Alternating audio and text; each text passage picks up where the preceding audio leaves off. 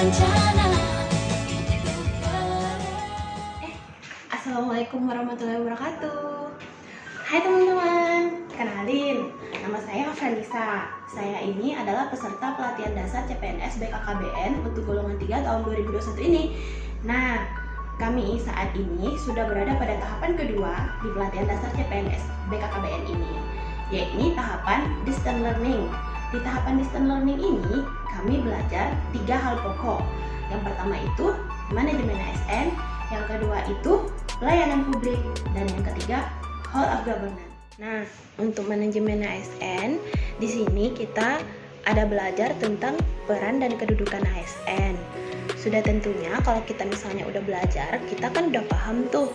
Nah, kira-kira bagaimana sih perubahan perilaku kita setelah belajar dari agenda 3 ini? Teman-teman penasaran kan? Yuk kita cari tahu lebih lanjut. Oke, sebelumnya saya mau ngasih tahu dulu nih, tapi kayaknya teman-teman juga udah tahu ya, kalau ASN itu terbagi dua. Ada yang namanya pegawai negeri sipil atau PNS, dan ada yang namanya pegawai pemerintah dengan perjanjian kerja atau P3K.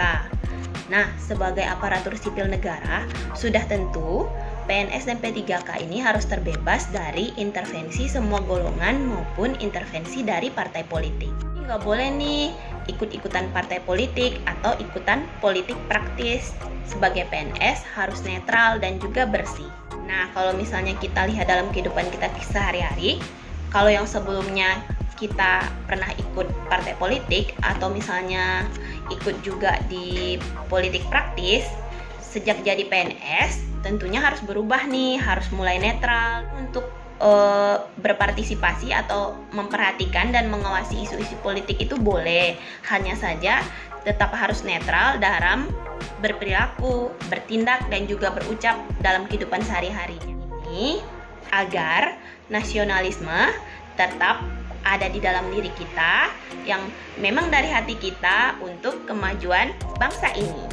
Nah, untuk peran ASN itu sendiri ada 3 hal pokok nih, sebagai perencana, pelaksana, dan pengawas dari penyelenggaraan pemerintahan ini. Kalau misalnya untuk lebih singkatnya, peran PNS ini adalah sebagai pelayan masyarakat dan juga perpanjangan tangan dari pemerintah dalam melayani masyarakat atau publik.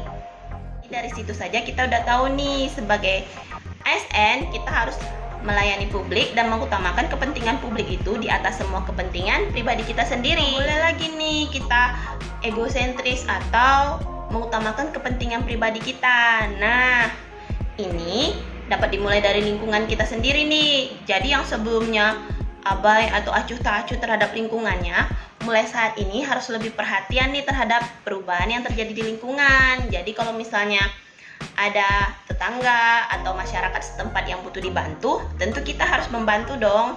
Karena kan kita harus mengamalkan nilai-nilai Pancasila itu dalam kehidupan sehari-hari, yang salah satunya kita harus membantu sesama. Terus, sebagai ASN, kita juga harus memberikan pelayanan prima kepada masyarakat. Pelayanan prima ini adalah pelayanan yang mengutamakan kualitas dan mutu dari pelayanan tersebut. Nah, tentunya dalam berinteraksi dengan masyarakat, kita kan harus menjaga etika. Jadi, harus ada manajemen emosi yang baik dari dalam diri seorang ASN. Jadi nggak boleh lagi nih yang biasanya mudah tersulut emosi, mulai saat ini bisa dimanajemen emosinya agar ketika berinteraksi dengan masyarakat dapat lebih sopan dan santun. Teman-teman, manajemen emosi itu penting ya, agar pelayanan yang kita berikan itu menjadi profesional dan juga berkualitas. Sebagai seorang ASN, kita kan harus menjadi teladan yang baik bagi masyarakat.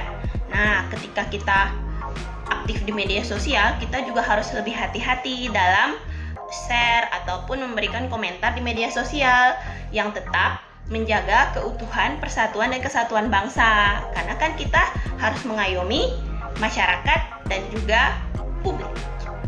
Oke, kira-kira itulah perubahan-perubahan yang dirasakan nih di dalam kehidupan sehari-hari setelah mempelajari peran dan kedudukan ASN ini. Semoga kita tetap dapat terus belajar dan mempraktikkannya dalam kehidupan kita sehari-hari, sehingga dapat memberikan pelayanan yang berkualitas, dan juga prima kepada masyarakat.